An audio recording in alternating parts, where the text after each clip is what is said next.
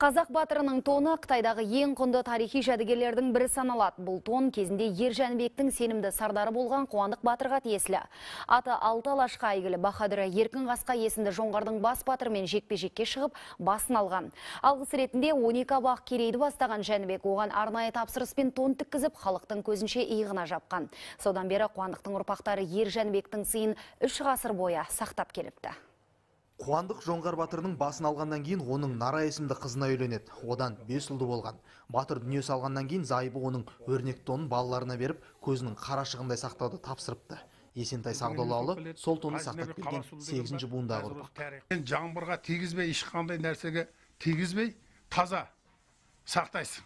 Мынаны көрген уақытта қол басыңды жуып, осындай ашшаң болады. Тонды киген уақытта өзінің ұрпақтар киюіне болады. Ол қыздар киюіне болады. Басқа адамдарға қалаймақан көруге болмайды. Міне 3 ғасыр бойы сақталып келген Қуандық батырдың тоны осы. Мұның көлеміне қарабақ батырдың зор денелі ірі тұлғалы болған байқауға болады. Бұл тон 2010 жылы Гиннес рекордтар кітабына бұғы терісінен жасалған ең көне мәдени мұра ретінде енді.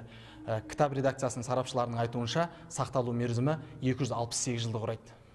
Бұл тарихи мұраны кезінде 12 елді абақ керейден іріктеліп алынған 13 шебер әйел тіккен. 68 құрақ бұғының терісі және 7 түрлі жібек жіп қолдана отырып, шеберлер кестелі тонды 90 күнде жасап шығарған.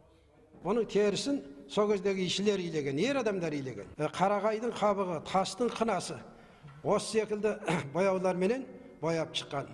Бұдан бұрында қазақта осындай батырларға кестелі тон кигізу бар. Мәселен, Естенбетке тарихта кестелі тон кигізген.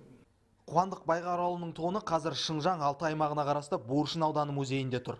Батыр ұрпақтары киелі тон тек жергілікті емес, әлем қазақтарының қасиетті жәдігеріне айналса екен дейді. Ал әзірше оған Қытай мемлекеттік бірінші дәрежелі мәдени мұрасы атауы беріліп, үкіметтің ерекше назарына алынды. Дәурен Бауыржанұлы, Мұратбек Алмасхан, Ұлттық арна, Шыңжаңнан.